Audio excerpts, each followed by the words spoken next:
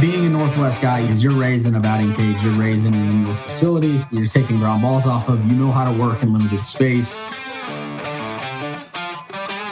Okay, I'm going to tell you right now, and I know I'm biased because I'm a Northwest guy, but I will take a Northwest guy over somebody from another area any day of the week because I just think they're tougher. I just think they're tougher guys.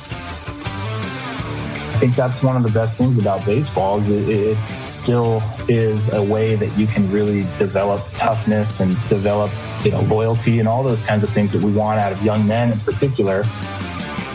Welcome to the Pacific Northwest Fungo Banter Podcast, where we highlight all of the great coaches of the Pacific Northwest. Now, here are your hosts, Eric Sorensen, Jason Jarrett, and Kelly Gow.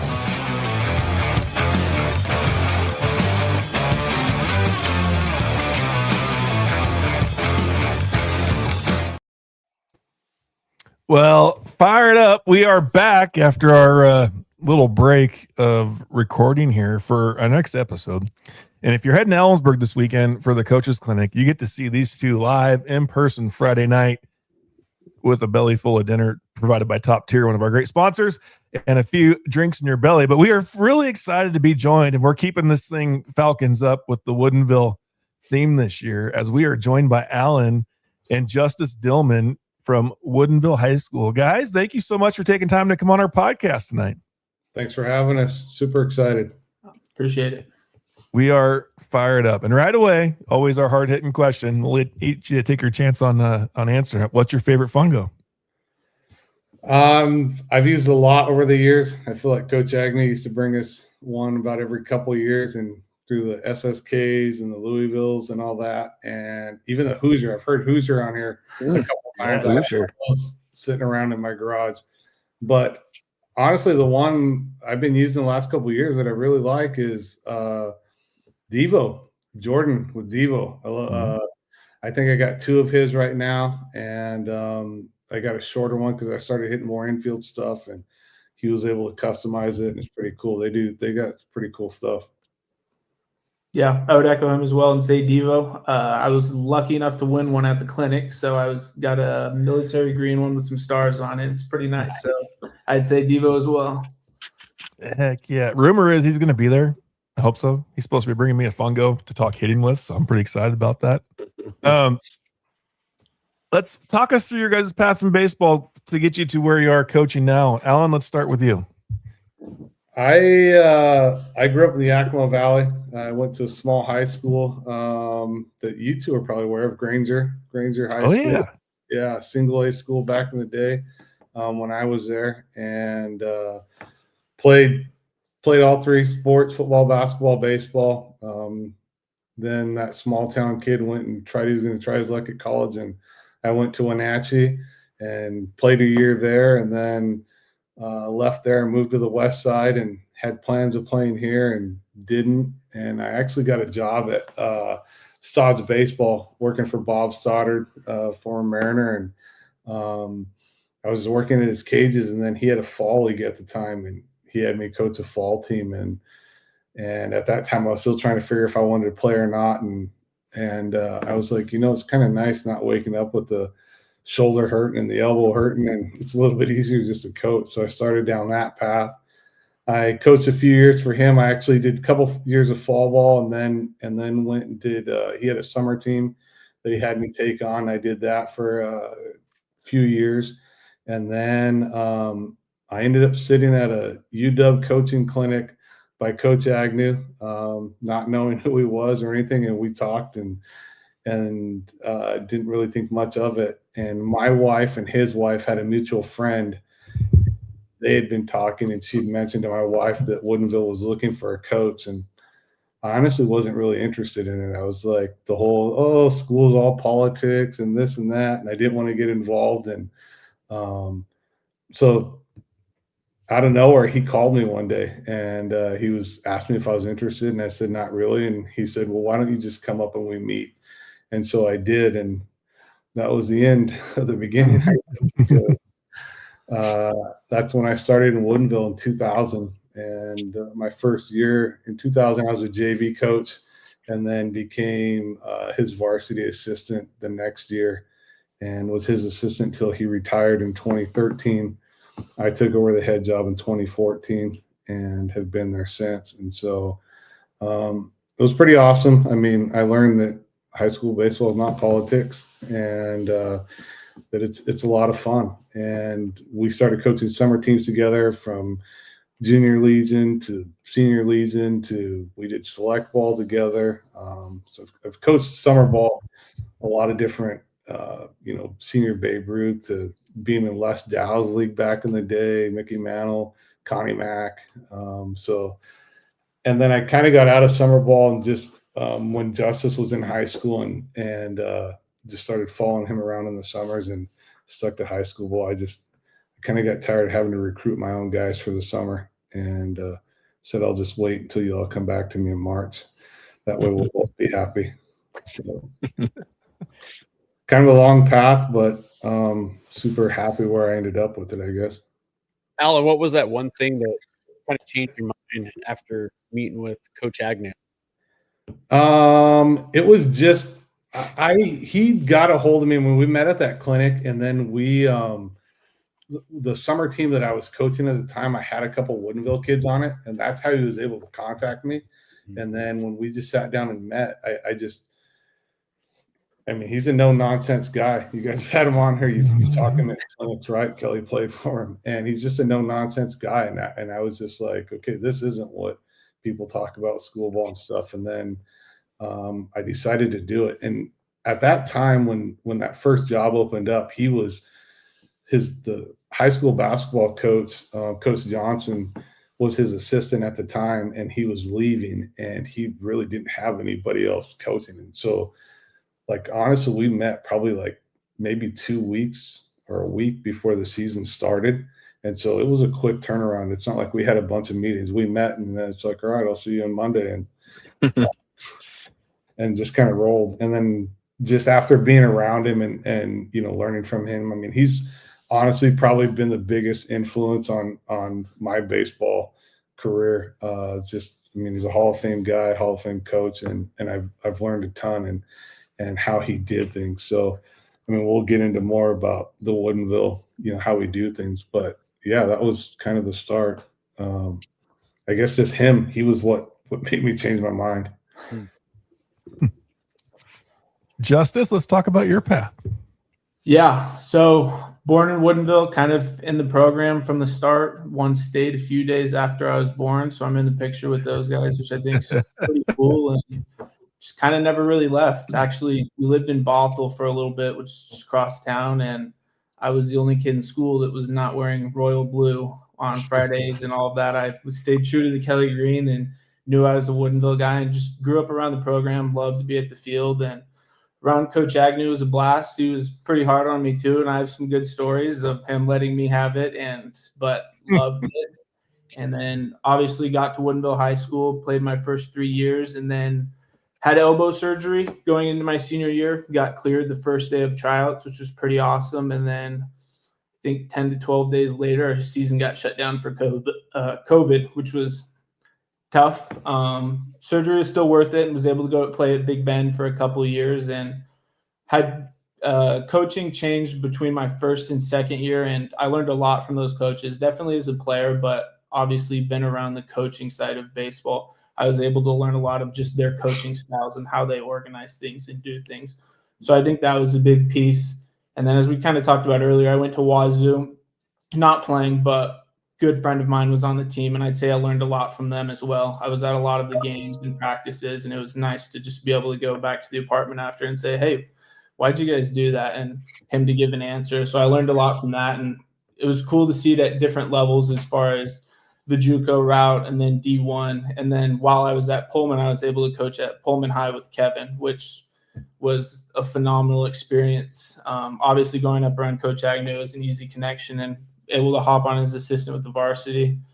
Big difference for me as far as growing up around 4A Kinko baseball. It's pretty top tier in my opinion. Going to 2A was a big difference. I remember our first bus ride to Spokane. I was like, whoa, farthest trip's usually like 30 minutes. What is this hour stuff? And Welcome to Eastern Washington. totally. But it was awesome. Nothing. Yeah, it was awesome being around Kevin. Learned a lot from him. He did a lot of things that I tried to implement as soon as I came to Woodinville. And even just talking with him on the phone, I felt like I was a part of two teams at once. And, hey, Kev did this today. You should try this. It was really good, and vice versa. So I learned a lot from him, and then ultimately finished school, graduated, and came home. First year on staff with Dad last year, which was pretty awesome. I'd say the transition was kind of easy for me, as we'll talk about it later, as we try to keep things the same as far as traditions and how we do things. So it was easy to jump kind of right back into what we do and carry those same values and core principles. And yeah, going on year 2 here now with Dad, took over the pitching staff kind of. And yeah, that's pretty much it. Justin, what? The question, go ahead, Al. The question I always get is, how is it now coaching with your son? And what I have is the car ride homes are way easier. I bet. Not one and the other. Yes, we're on the same team now as far as this car ride. So that's been awesome. That's good. Justice, I no want to holding back. I want to ask you, what was the thing that kept you going? You said you had arm surgery right going into your senior year. Of course, we all know what happened in 2020. We just don't want to bring it up, but we all know what happened. But what was the thing that kept you going and getting yourself onto the field in 21?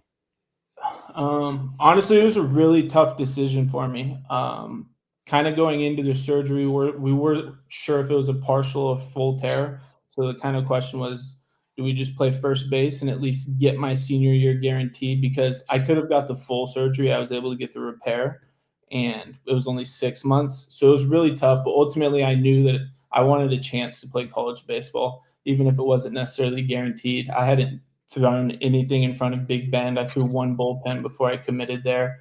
And as weird as it sounds, like I wanted to be able to just throw in the future. I knew I wanted to coach. I wanted to be able to throw BP. I wanted to be able to play catch with my kid one day. Like those things were important to me, and I knew. I mean, if it was the cost of my senior season, I was okay with that. So I would just say, I mean, obviously I had a lot of conversations with him and people close to me, and kind of just laid it out. And for me, I just wanted an opportunity to keep playing. Did I think I was going to go to the MLB or go pitch in the SEC? No, but I really cherished those 2 years at Big Bend, so I'd definitely do it the same way if I could.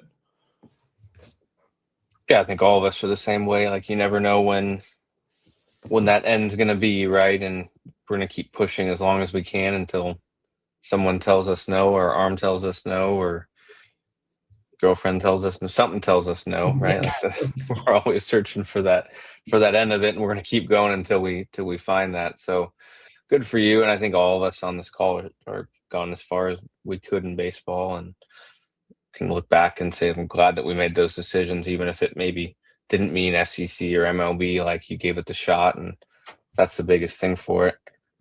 Coach Dillman, talk a little bit about the transition of, you and I haven't really talked about this before, but being within a storied program and having success and being in lockstep for it, and then it's your ship now, right? And that passing of the torch, the baton. Did you expect it to happen? Did you know it was going to happen? Were you prepared for it? And maybe kind of what was that process like? You said in 13 or 14 when you had the opportunity to be the guy now. It was,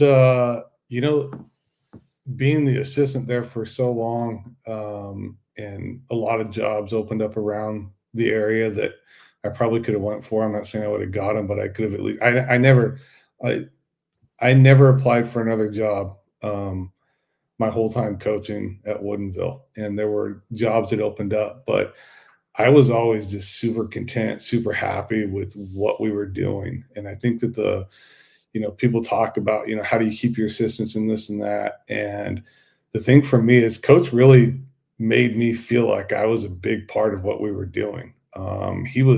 He obviously had the final say on whatever we were doing, but he wanted my input and he valued it, and he looked for it. And so that had me really content with what we were doing. We were having a ton of success. Like Justice said, my I started there in 2000, 2002. We won a state championship.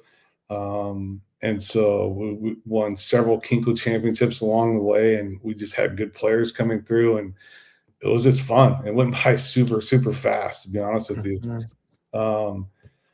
I knew at some point he was going to retire. I didn't know exactly when that was going to happen. When he took over that AD role, and they put in some rules where they didn't want the ADs coaching in the head coaching role. He and one or two other coaches in the league got grandfathered in because they'd already been coaching before that. But there was the time coming when it was going to end. And did I know I was going to get it? No, I didn't know I was going to get it. Did I want it? Yeah, I wanted it. And so I'd kind of planned for that. The transition is, they always say you never want to follow the legend, right? You need to die after that. So that was honestly on my mind a little bit. But the plus side of following him is that the culture that he had built, the things that he had built were in place, and I was able to just keep that running. I didn't feel like I needed to change anything because we'd been having success. Why would I change what we were doing when we were having success? So I didn't feel that need to do that, and I was able to build off that. So some of that was good because parents, they didn't really question a lot as far as like how we did things, because that's just what Woodinville baseball does. That's how they do it. And so I wasn't dealing with the new coach stuff of when you're the new guy, they question everything you do, especially if you're not having success, right? And that transition happened. My first year, we graduated the league MVP and Caleb Hamilton, and a first team all-league guy and Stephen White. And so we've made it a good run coaches last year as head coach. And I knew we had some offense coming back. I wasn't sure what we were going to be like pitching, but I knew we had some guys that could play. At that time, we were coaching a summer team, and a bunch of the guys had played for us. And I was lucky that we made a deep run that year. We went to the Final Four. We lost to Puyallup. That year that Puyallup was loaded, we lost to them in the semis. And so I was able to take, again, what we had built and kind of keep things going. And so I didn't get questioned a lot of how I was going to do things. And yeah, I think the nice thing is he had all that success, and he built so many different traditions into it that we've kept. I mean, when I became the head coach, and the other piece is that we become really close family friends with them. I mean, after the first few years, we went on summer vacations. We'd go to Banks Lake and spend a week with their family there. They grew up with Justice. I mean, all their kids grew up with him. I have a picture of Kevin, 165-pound Kevin holding a baby in his arms as he was a week old. And so I started Kevin's sophomore year at Woodinville. So we just got to know them so well and whatnot. And when I became the head coach, the first thing my wife did was reach out to Kathy, coach's wife, and said, I need the breakfast menu that you use for the team breakfast to start the year, because that's one of our traditions is we have team breakfast at coach's house.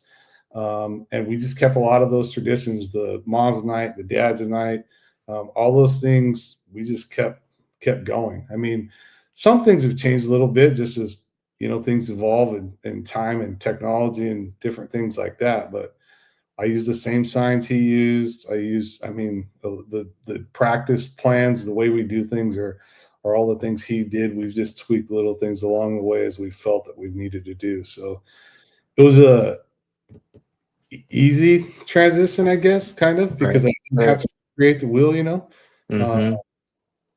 but yeah, I mean, all coaching, I've had some bad years too. I mean, it was hard. You go to the Final Four your first year as head coach, and you're like, you think you got the world in the palm of your hands, and then the next year you don't make it. The following year we're right back to the Final Four again, and I was feeling real good. And then we went through about 4 or 5 years where, I think I had a 4-win season in there. That wasn't a lot of fun. And then we've had some good kids starting to get back in the program that the talent level has gone up. And so I look like as coach always used to say, when I have good players, I look like a smart coach. When I have bad players, I look very smart. Well, I've been starting to look kind of smart again lately as I've had some good players come in.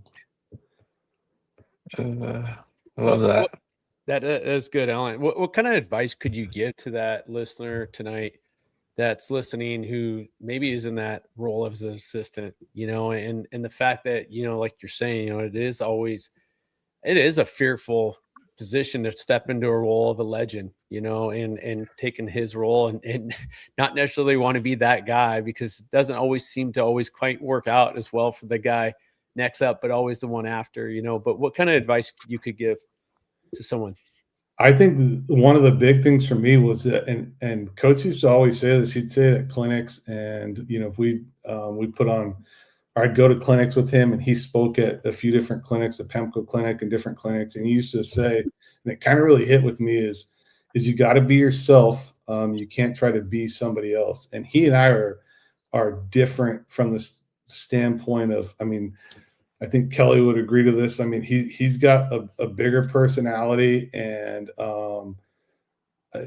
as most people would say, kind of the old school way. And I have those old school ways, but I'm not as vocal. I was a quieter coach. I didn't go about it. And he used to say, you got to be yourself. We're headed to the same place. We both want the same thing. We both have the same goals, but how we go about getting there is probably going to be a little bit different. So my advice would be is don't try to be that guy, because you're not. You can learn, you can take things from that person, but you have to stay true to yourself. And that honestly took me a little bit too, because he didn't put any pressure on me when I took over. And he was, probably my biggest fan, to be honest with you. But I was always questioning myself, like, am I doing this right? I'm not him. And then finally at a point, I'm just like, he used to always say, you got to be yourself. You got to do it your way. And so that would be my advice. Same advice he gave me is be yourself. Learn from those guys with that experience, but be yourself. Love that. Then Alan or Justice, you're part of that trend. Do you remember getting the call the first time when Dad got the call that he was going to be the guy? Do you remember that moment? Do you remember the first year? What was it like for you now being, Dad's the big coach now, going to school? I know you guys were what elementary and middle school were you? Were you guys up on the hill? He was a Bear Creek kid. Yeah. Bear Creek. Bear Creek to Timbercrest. Yeah. Yeah. Yeah. But I won't hold it against you. Yeah. No, it was, I don't remember too much of it. Like you said, he had success that first year, and I remember that Final Four run and just kind of everything coming together. And you're right, he was at the lead of it now. And I don't remember too much. I remember some of the stories of those kids, and I just felt like I didn't feel like there was much change, to be honest. Like the same things were in place, and yeah. But I would honestly say I don't remember too much of it.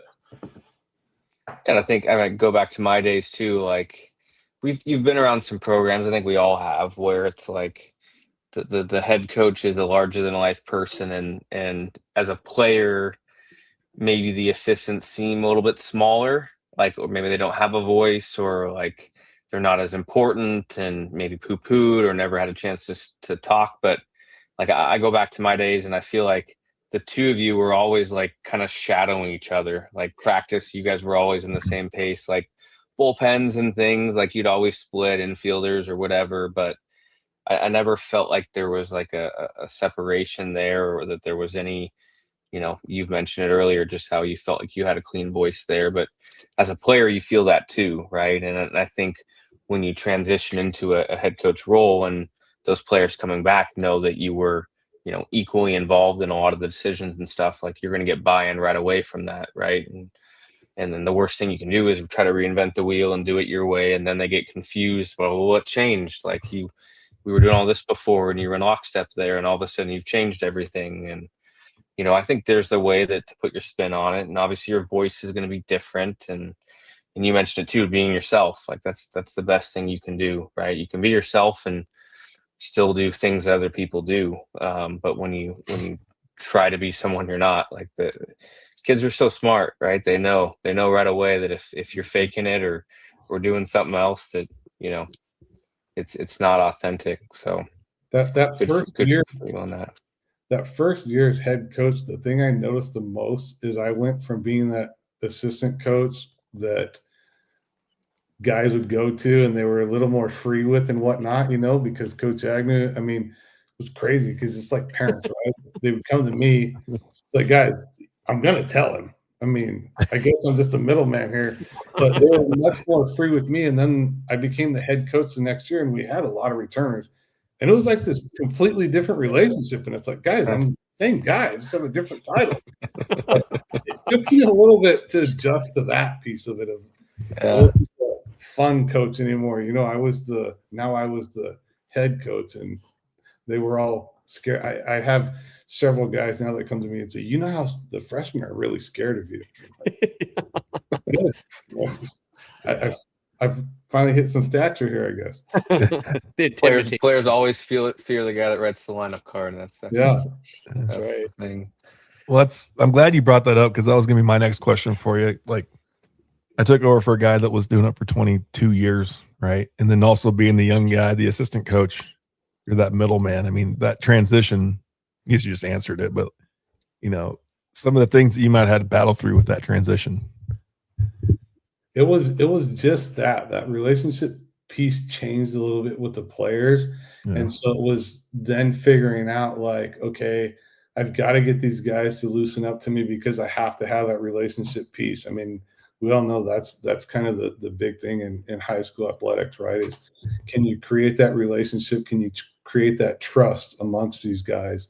And I had to seek that out a little bit more when I became the head coach, because they weren't as willing to do it. And once you kind of break free and that trust happens, then it's not real tough. But in the beginning, that was probably one of the harder things I had to go through, was just getting them to understand that we can still have a relationship. Yeah, I'm the guy that writes the lineups in.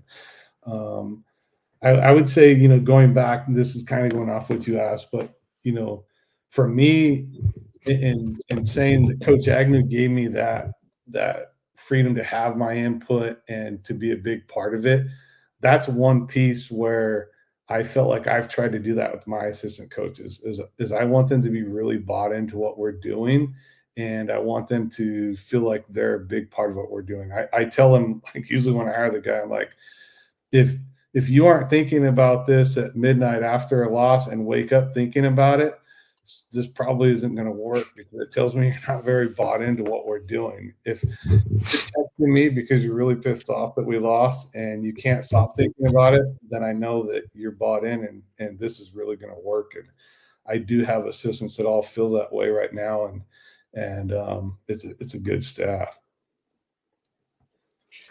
Yeah, I think it's so important, for a head coach, if you get the opportunity to be an assistant coach in another sport, it's so relieving. This last couple of years, I've been able to be an assistant coach for my son's middle school football team, and just to be that assistant, yeah.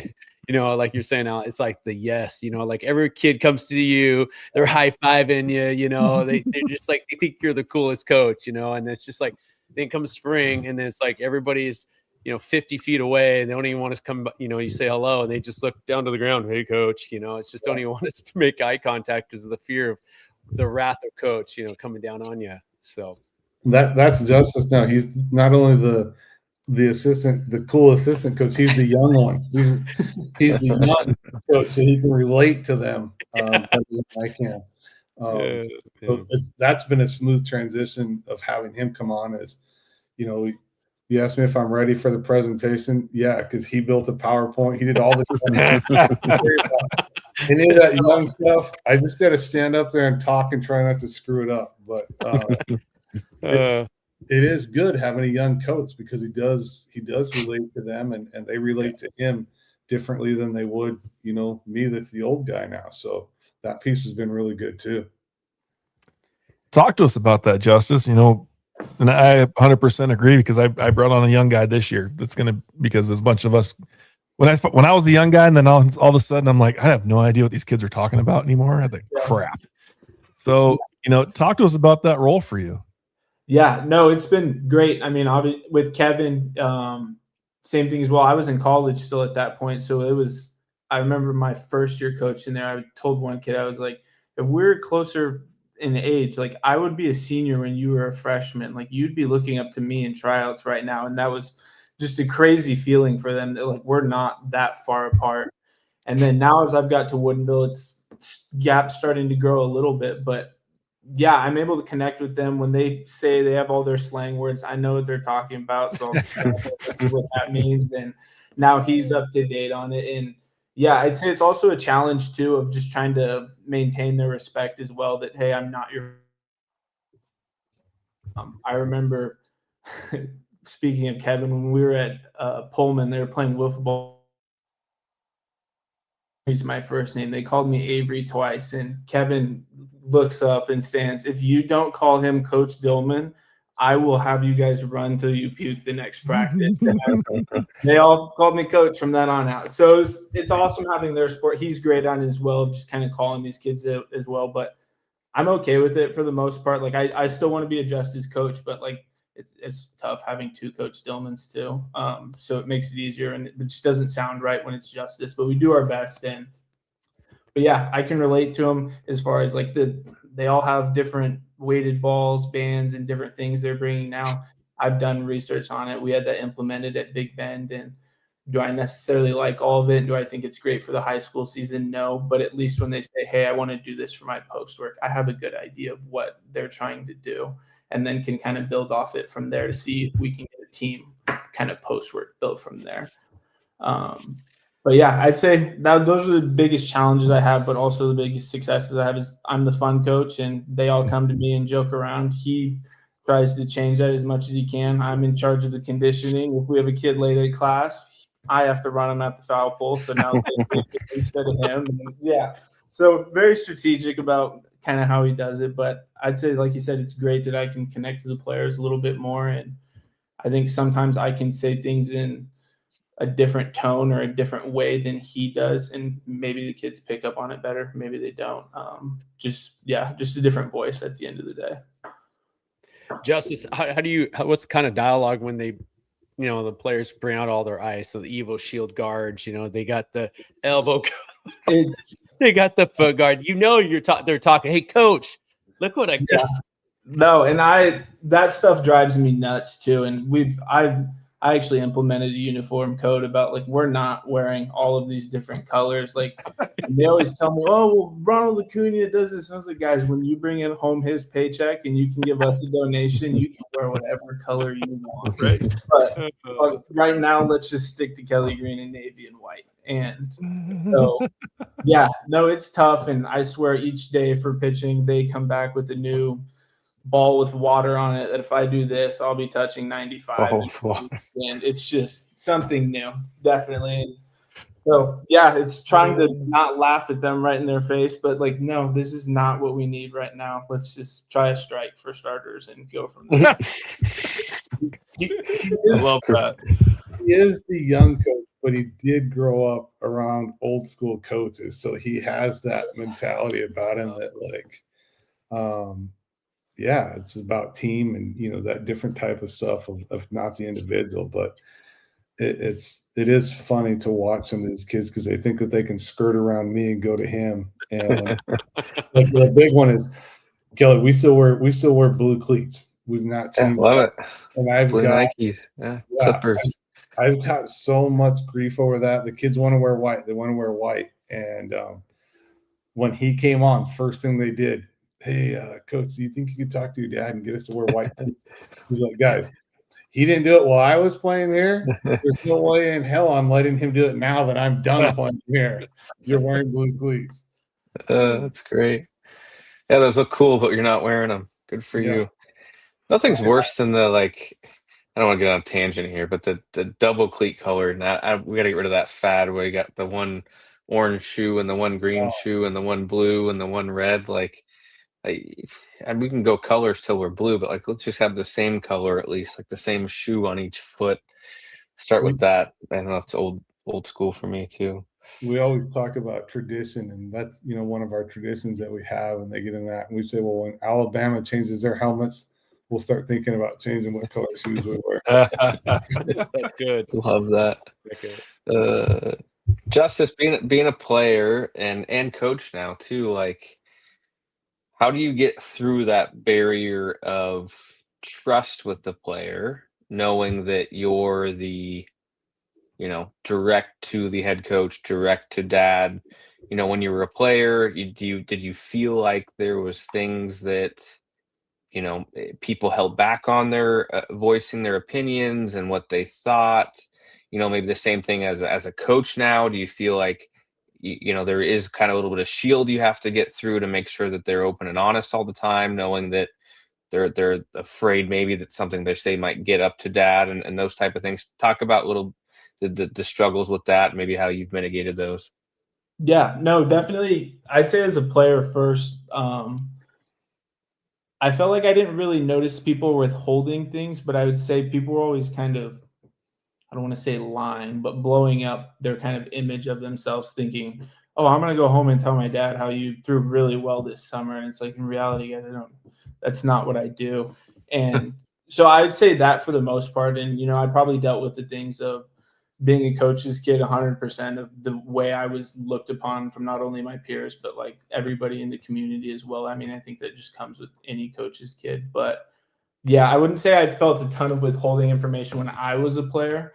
I think now as a coach, these kids are definitely more aware of, like, I mean, everything that comes to me is eventually going to go to him, right? I've kind of figured out if you let them just keep talking more and more, they'll eventually say what they're trying to withhold, which is a benefit as well. And I guess they'll kind of figure out as they get older. But yeah, I would say I see a lack of information kind of from them as far as just what they think I'm going to communicate to him as well. But I think I've also developed some relationships with some kids on a personal level just because I am younger and not necessarily everything that we say gets to him. I mean, it does, but yeah.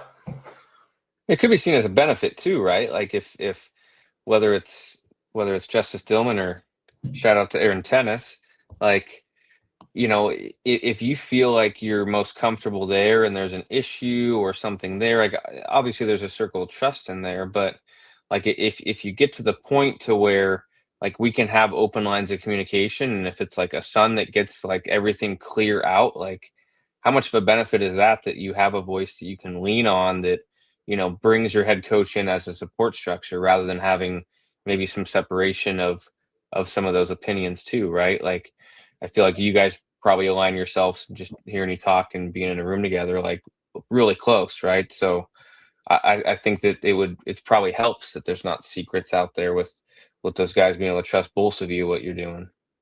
Totally. I think too, this him being able to the younger piece of it, he's not going to be young forever, but the younger piece of it is just that they go to him, and when he brings it to me at whatever time he decides he's going to bring it to me, if he's bought in or maybe more understanding because of where he's at right now, it kind of softens the blow when it comes to me, right? And he gets me to think about it maybe in a little bit different way that being older, I may not always think of. I may just want to react, and he's like, well, you need to understand that this is where they're coming from, and he and I can battle it out a little bit and kind of come to an agreement on how we're going to handle that situation that's coming up or whatever. So I think that's a benefit for me, is just that like he's able to like bring it to me and maybe help me understand it and see it in a little bit different light than just me hearing it straight from the kid and getting pissed straight out of the gate, right? Oh, that's great. What type of off-season stuff are you guys doing right now? I know I don't see anything incriminating with the ever almighty WIAA here, but how's weights? How's, you mentioned open fields, kind of how's the structure of that? How's your senior group? How's kind of the buy-in of guys getting ready as congratulations, under a month now, boys, till high school starts. We're the typical. I mean, we just got open fields going right now. We're not actually doing weights. I found that we just have so many guys on so many different teams that it's really hard to line up. I mean, we've talked about even moving forward, possibly next year, of hiring somebody to bring on a weight training program in the off season to try to make it work. Our basketball coach does one, has a guy that's really good, and talked about possibly combining with them. But really, it's the open fields, and it's watching those seniors out there try to lead a practice and get guys doing things, and it's an opportunity just to see kids a little bit, right? Just sitting there watching, and like we had one tonight, and I was watching, and I was like, tonight was not a good one, boys. There was a lot of standing around, just the old BP and shag type of deal. But it's the other piece of that, though, is it's good because the seniors recognize that too, that this wasn't good, and it's like, yeah, writing these practice plans isn't easy, fellas. It doesn't just happen. It's how do you know, and so watching them kind of go through it over the last few weeks of figuring out what works and what doesn't work, and we just sit back and watch. So off season is good. Decent amount of kids out there right now. We got a few basketball guys that are just finishing up, and so I think we'll have some more guys out next week as well. But we're just excited. I'm ready to get going. I mean, people keep asking, you ready, and it's, as you guys know, you got all these things you need to get done before the season gets here. And then you get to that point of like, they're not all done, but you're like, I just need the season to get here because I know they'll get done. Yep. That's where I'm at. Like, let's just get going so that I have to get them done. The month of February is so brutal. It's just the worst month. It really is. And that week right before, that last week of February is going to be absolutely beautiful weather-wise. It'll hit, mid 60s for sure, and then the first day of tryouts we'll probably get snow or rain. 100%. You get a million emails of Kelly, we still do morning running. Congrats. Good for the boys. Still run that. So when we get the threat of snow, I get about 100 emails of, well, what if it snows tomorrow? Guys, if school's open, be at the gym at 6:30. If it's not, then you just dodged a bullet. Turn on Como 4 at 4 a.m. if you want to see it. Steve pops up. And they don't even have to worry about that now. The school sends out a broad text message these days, so they don't even have that buildup that we used to have of watching the trend. Loved it. Hoping that your school district was going to come across there. Pulling your lucky number. Yeah, they just get that broad text and they know that it's over. So.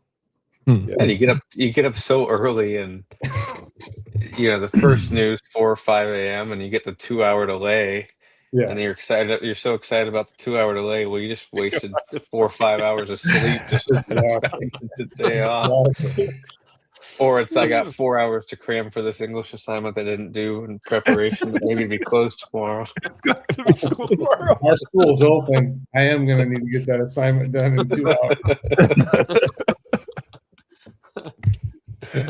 Good times. You guys have 3 teams now? I know I mentioned earlier. Do you have varsity, JV? Because you're a 4-year school now, right? When I was there, we were 3 years, but it's 4-year now. 4-year now. We do have 3 teams. And our numbers are, our numbers aren't, I wouldn't say I think they're low, but that's because when they built North Creek, we got hit hard. Us and Bothell both got hit pretty hard. And those first few years, our numbers were down. In fact, one year we didn't even have a C team. I think all of us at some point have not had a C team within our district. With that school being built, we're starting to go back up. I'm anticipating we're going to be 50 to 55 kids trying out this year. We've been right around that 50 mark for the last few years, but before North Creek, we were 65, 70 kids trying out, which, I mean, yeah, you want the bigger numbers, but as we all know, more kids doesn't mean you're going to be better. You need the right kids trying out, right? You don't. What's the right year, right? Yeah, as well. The kid that shows up in jeans that first day. Hope we can change some things fast. Oh, man. And especially now with us being able to play sooner. I mean, looking at my schedule this year, we're playing on day 9. And we travel on day 10. We play a doubleheader on what would be day 11. we'll come back and have one practice, and then we'll play 2 more. And then I think we'll finally get our 10th practice for our first league game. So we'll have 5 games in, I think, before we'll actually have 10 practices in. And That's crazy. We're kind of throwing the boys in the fire as we got Richland and Mount Spokane right out of the gate and Glacier Peak. So we'll be well tested by the end of week 1. That's all I have. Yeah, absolutely. Yeah. So what does, a week of practice look like the first week at Woodinville? I mean, you guys are playing games. This is my biggest struggle with the WIA, right? You're playing games on, day 9. Pitching is our biggest thing. How do you guys keeping your guys' arms going? Are they on some type of a format, a plan that you guys kind of give to them at the end of the summer, and they're kind of working that through the fall and winter? And what is that looking like? Well, an overall plan, I mean, we do 2 a day. So that first week, we go in the gym and we run and we work on a lot of base running type stuff, but mainly just conditioning type stuff in the morning for about an hour. A lot of stretching involved too, though, just because we're going so hard. And then the afternoon is spent, those first 3 days we're just evaluating, really. I mean, we are having everybody throw a bullpen at some point that first week. Sometimes we usually get in a bullpen the first day, and then by Wednesday they're throwing live, and then we're coming back on Saturday and we're throwing again. The difference that we have that's changed so much is we got guys that have already – well, I know I have a bunch of my sophomores played in the game yesterday. They played a doubleheader yesterday, and they were in Las Vegas a week before that in a tournament. So guys are already pitching. They're building their pitch counts. But I still hold back a little bit because playing in Las Vegas right now is a lot different than playing here in right? The weather and whatnot. So, and even though they're building pitch counts and facilities and whatnot, it's not the same being out in the cold weather with the adrenaline of the game, of the high school season. I believe high school season is way more intense than summer ball and whatnot.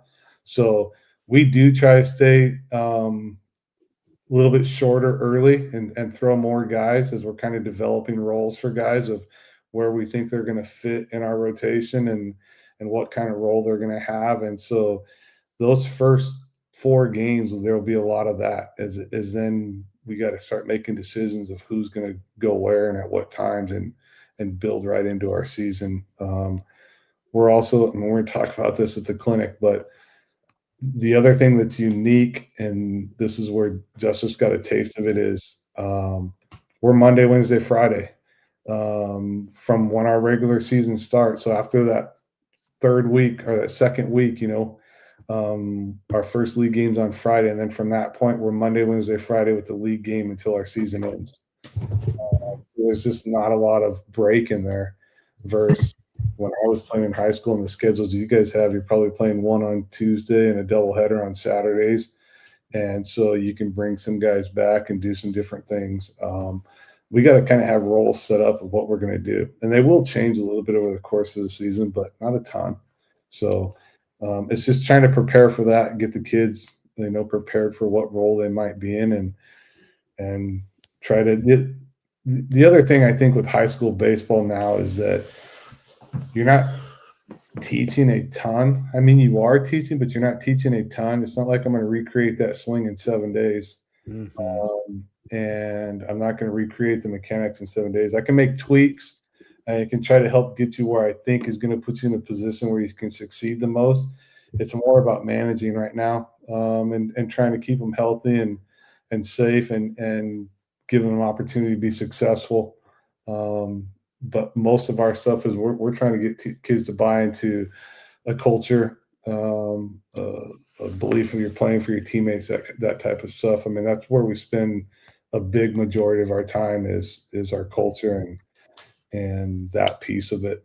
So, and I think that's changed. It's changed from a long time ago when we were all playing basketball. We were rolling out, and our first 10 days was the first time we touched a baseball since last summer. But that just doesn't happen as much anymore. Mm-hmm. How are you going about building that when you are playing those Monday, Wednesday, Friday, and you only have 2 days of practice a week? What are some of the things that you're doing? So I feel like that can be hard at times. yeah, I go to a lot of clinics. I've been to your guys's every year, and I've gone to Portland last and all these different ones. And that's the magic answer is, when do you guys throw your bullpens? Because for us, our starters are easy, right? I mean, we can count those out, and I've given Justice most of this stuff. But the relievers are tough. And he's like, well, when do we played a game Monday, and not knowing what the starters are going to do, how long they're going to go or whatever. And last year we had a kid that closed for us that was really good. We knew if we could get to the 5th inning, he could come in and throw the 7th. We knew that he could probably throw 2 out of 3 days during that week. But some of those other relievers, we didn't know when we were going to need them, but we needed to be available. So Justice would be like, well, I'm going to throw this kid. And I'm like, okay, on a Tuesday, I'm going to throw this kid a bullpen. Well, we might need him tomorrow, right? And he's like, well, yeah. So when do you want me to throw him? You do whatever you want, but he better be ready to pitch tomorrow night. He doesn't throw on Wednesday. Okay, well, I'm going to throw him on Thursday now. I'm going to throw a bullpen. Well, we might need him on Friday, right?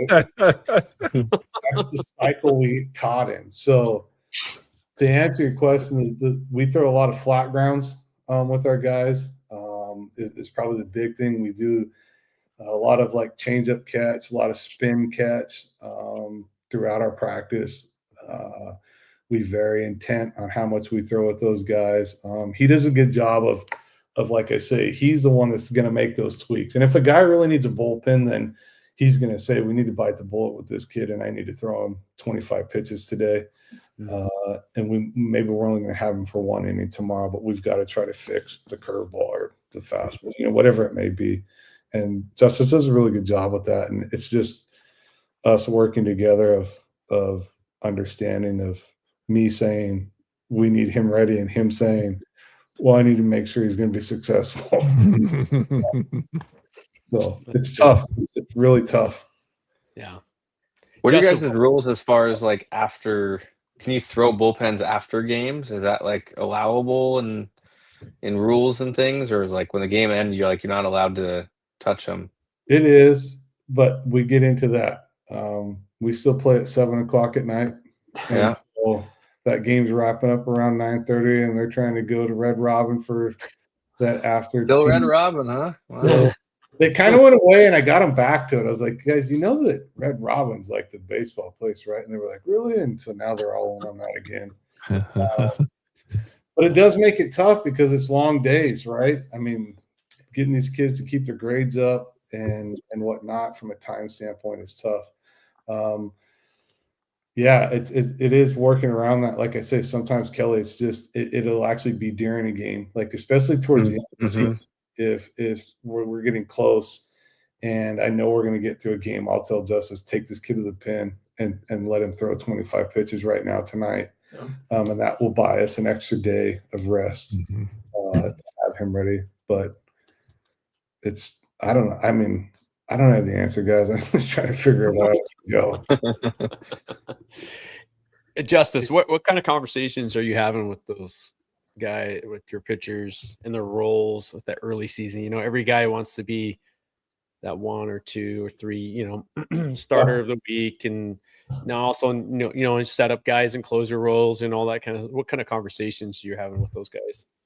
I'd say for the most part, we kind of start as a team before I'll break into individuals, and I'll be kind of transparent with guys early.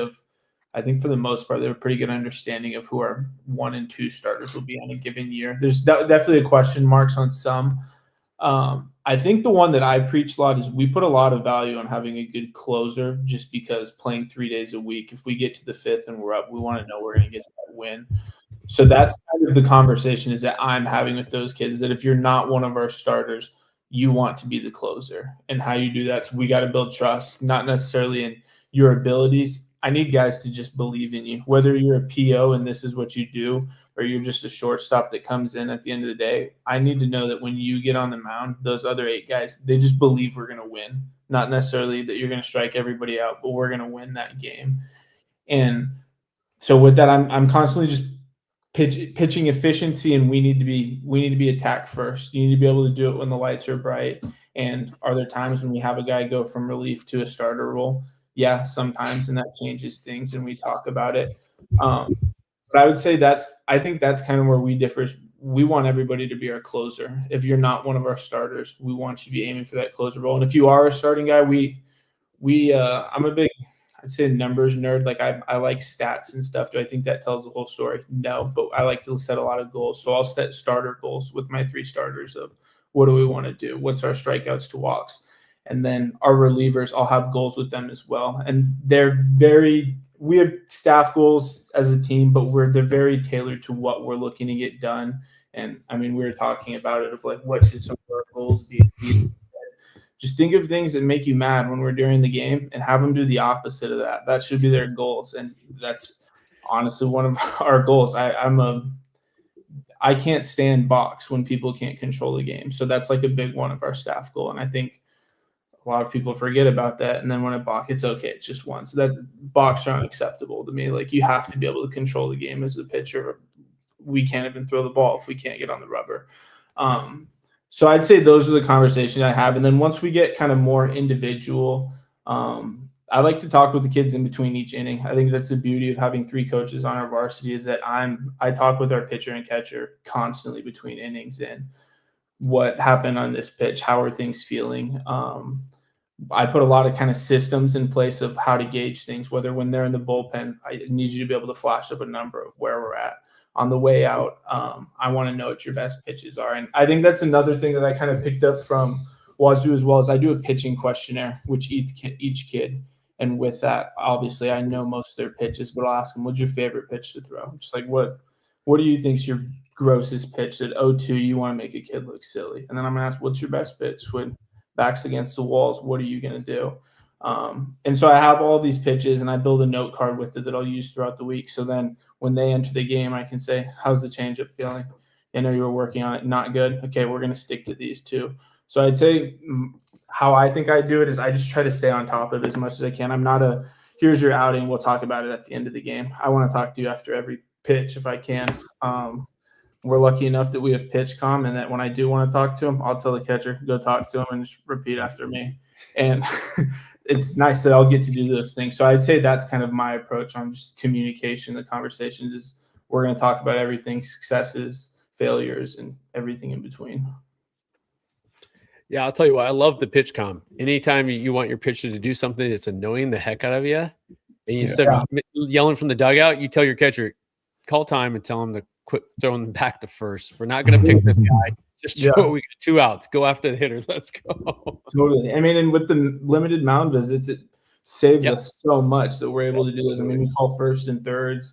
We're not a big trick play school, but if that was your thing, like, you can do that in those pitch things. So I think it's such an advantage, and we're definitely lucky, and not everybody has it. But yeah, I love it. It's a nice tool for sure. That's crazy where it's come now with the pitch comms and the high school setting. Now, actually, I saw it at, I think, 13U last year. Saw some coach doing it, and he was like Bill Belichick on the sideline with like the mouth covering it. Like, dude, come on, just cross your feet as curve ball, open feet as fastball. No one's gonna pick it up. What are you trying to hide? But no. For those things, I even in the college game, like, couldn't even imagine how important those were, and to be able to have some conversations with the catcher and like have him nod and be on the same page with you, because there's that disconnect sometimes where you don't know what the catcher's thinking, don't know what the pitcher's thinking, they don't know what you're thinking. Like, if you can get everyone on the same page, quickly, if you're communicating the proper way, like, it's very efficient to be able to, make sure everyone's pulling on the same rope and thinking the same things, builds confidence. And, you call a pitch and the catcher is already thinking it, and he's like, oh yeah, they're with me, those type of things, or you don't, and you see him like shaking his head like, what the hell are we thinking here? And then it works out, and you have the old school conversation of, see, trust the coach, have this info here. I'm usually yelling at him. Ask the catcher if that was a strike or not, and just tell him to not. Yeah. Trying to get around. Grab I'm your mask. a little This bit. one. Just ask him. The worst is when the wire falls out of the back and you speak and it says, "Hey, was that actually a strike or a ball?" And the umpire looks over at you. That's the tough part of it. Well, we can get into story time if you want. Like, I don't know where to kick this off at, but you can give us the best old ball coach story that you got to kick it off. Yeah, you told me to prep for that, and it's so hard. As I said, they're not funny when I'm the one yelling at them. It's funny after the fact. We've done a couple things. We'll do like randomly. We have like during a practice, usually on a nice day, as we're cleaning up, I'll randomly just pull like 3 kids and I'll give them some boundaries and I'll say, go hide. And they'll just wander off without anyone noticing. And we'll get the team together and start talking. And then I'll just say, where's Joey at? The kids just start looking around. And then now we know that we're playing that game. I'm like, all right, you got 5 minutes to go find them. And here are the boundaries. And we've had kids roll themselves up in turf. Tarp, like kid was like, a kid almost stepped on me. I was under the tarp and he almost stepped on me. But the best one we had is I think it was probably the second year I did it. I gave the 3 to go hide, like, okay, you can't go up past this, can't go past this field, can't do this, can't do that. Well, obviously he didn't hear that part and he was gone. And our guys are searching for him for like 10 minutes and we can't find this kid. So we all come back and we're kind of waiting and they're yelling and nothing. And I was like, all right, let's go home. So we cleaned up and left. And the next day he showed up to practice. Like, dude, where did you go? He was like, oh, because I was way up by the bathrooms. I was like, well, how long did you wait before you came back down? I was there quite a while. Yeah, I don't have a lot. I mean, Coach Agnew had some good ones. A couple that I won't tell, even though he's retired. I was still a part of that team, and I don't want to get Statute of limitations. Come on. Let's see. What did he have? He had the one where we're in a meeting. We were in portables outside the school. This is my second year coaching there, I believe. I didn't know what was going on at the time.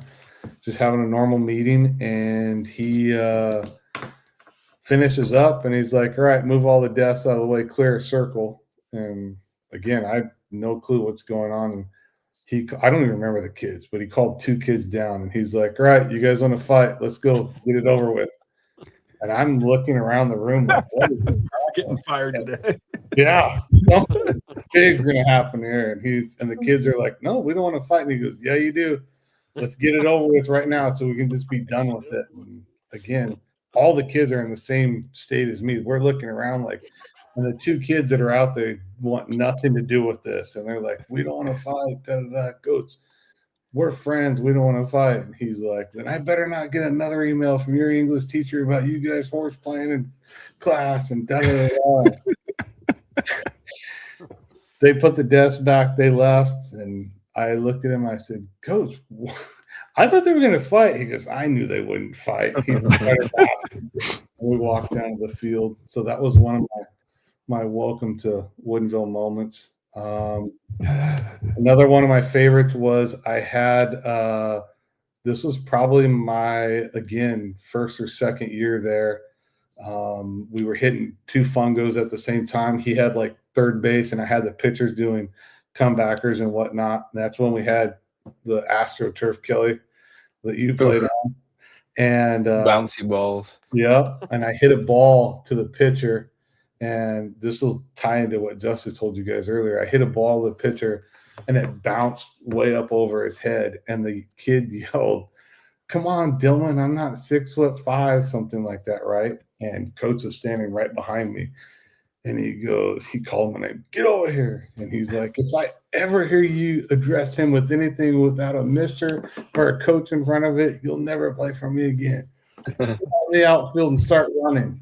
And we finished what we were doing. And I'm old school. Like, I don't miss practices I mean, I just don't miss that stuff. For whatever reason, it was a Friday and I had to leave early. And I left practice and they went to the cages to finish up practice. And I came back Saturday morning for practice. And that kid comes up to me and he's like, "Coach, do you know how many polls I ran for you yesterday?"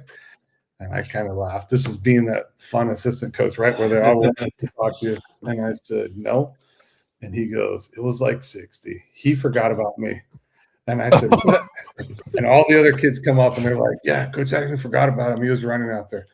So I started laughing and I went over to him and I was like, "Coach, did you forget about Brendan?" And he's like, "Yeah." He goes, "We're in the cages and I kind of saw something, out there for a while and didn't really think much of it." And then one of the kids was like, "Coach, do you want Brendan to come in?" He's like, "Oh, shit, yeah, get him in here." That's what he ran forever that day. So yeah, that's why I never left. He was so much fun to coach with.